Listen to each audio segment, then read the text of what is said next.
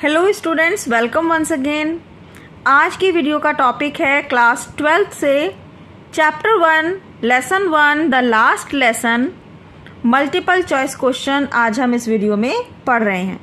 ये chapter class 12th में first number पर है, लेकिन इसका नाम है लास्ट लेसन, तो कंफ्यूज मत होइएगा।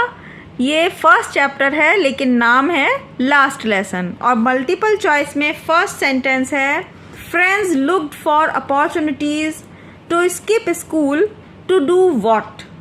क्या करने के लिए फ्रेंड्स हमेशा स्कूल को स्किप छोड़ने की अपॉर्चुनिटीज देखता रहता था। किस कारण से फ्रेंड्स स्कूल से भागने की कोशिश करता था?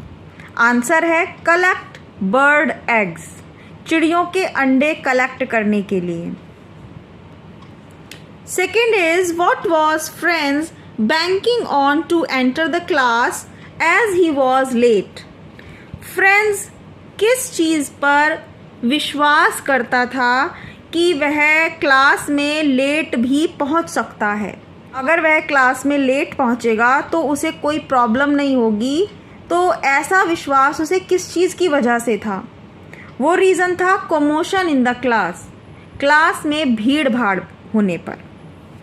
Number 3 is Mr. Hamel is introduced as a ruler yielding teacher. This demonstrates that M. Hamel को इंट्रोड्यूस किया गया था एक सख्त टीचर के रूप में। रूलर यील्डिंग मीन्स जिन्हें एक स्केल की ज़रूरत पड़ती है या जो स्केल से बच्चों को डरा कर रखते हैं। दिस डिमॉन्स्ट्रेट्स, ये चीज़ किस चीज़ को बताती है?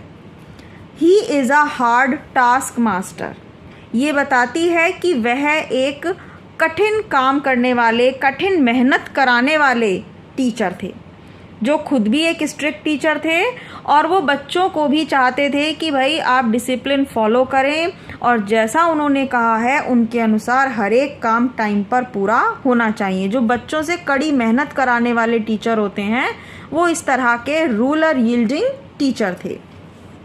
Number 4 is Franz thinks, Franz सोचता है will they make them sing in German even the pigeons. क्या वे जर्मन भाषा में कबूतरों को गाना गाने पर मजबूर करेंगे? वॉट कुड दिस मीन, इस बात का क्या मीनिंग है कि आप इंसानों से तो ज़बरदस्ती कोई भी गीत गवा सकते हैं, लेकिन क्या इन कबूतरों से भी ज़बरदस्ती गाने के लिए कह सकते हैं जर्मन भाषा में? When people are deprived of their essence, जब लोगों को उनकी असेंस यानी कि उनकी जो मूल क्षमताएं हैं, उनका जो बेसिक है, उस जगह से बिलोंग करती हुई जो चीज़ें उनके अंदर हैं उनसे हटा देना, डिप्राइव, उनको उन चीज़ों से अलग कर देना। Even the surroundings are affected, तो आसपास का माहौल प्रभावित होता है, बुरा होता है। ये आंसर याद रखिएगा, when people are deprived of their essence, जब लोगों को उनकी आत्मा से रिलेटेड चीज़ें से हटा दिया जाता है तो आसपास का सराउंडिंग प्रभावित होता है। Even the surroundings are affected. Franz was in a great dread of scolding because M. Hamel had said that he would question them on. Friends बहुत डरा हुआ था डांट से, स्कॉल्डिंग मीन्स डांटने से, क्योंकि M. Hamel ने कहा था कि वे क्वेश्चन पूछेंगे। किस चीज़ पर क्वेश्चन पूछने वाले थे? टॉपिक था पार्टिसिपल्स। M. Hamel उसके टीचर थे और वो पार्टिसिपल्स पर क्वेश्चन पूछते।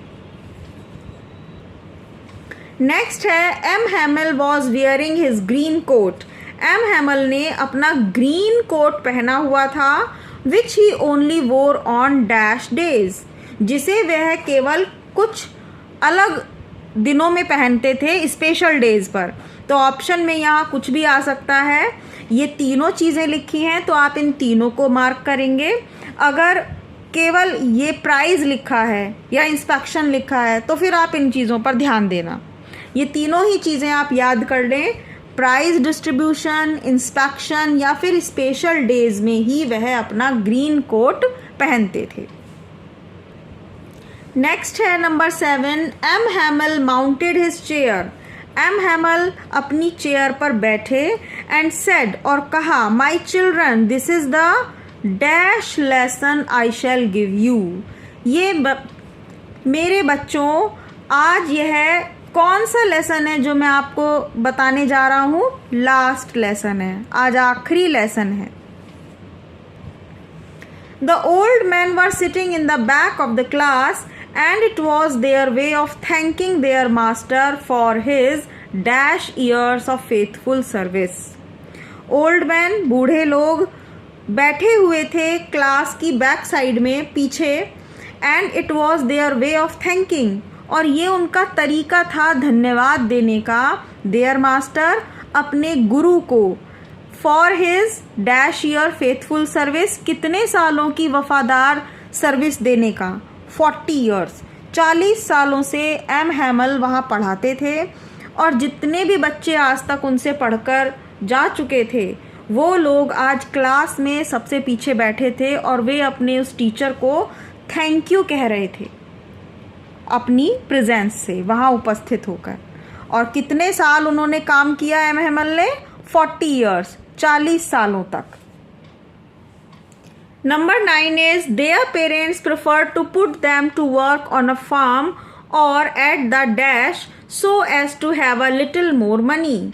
उनके पेरेंट्स, बच्चों के जो पेरेंट्स हैं वो प्रेफर करते थे कि वे अपने बच्चों को या तो किसी फार्म पर काम करने के लिए भेज दें या फिर मिल्स में या फिर कारखानों में।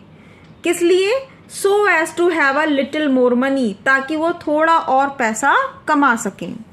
नेक्स्ट है when a people are enslave, जब लोगों को गुलाम बना लिया जाता है। As long as they hold fast to their language it is as if they had the dash to their prison. और ये बात ठीक उसी तरीके से होती है कि इसका मतलब उन्होंने अपने कैद खाने की चाबी ढूंढ ली।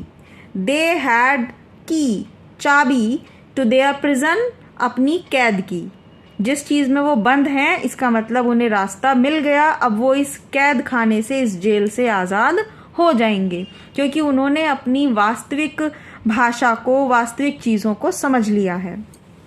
On the dash the pigeons cooed very low on the roof, कबूतर कहाँ पर बैठे हुए बहुत धीमी आवाज में बोल रहे थे?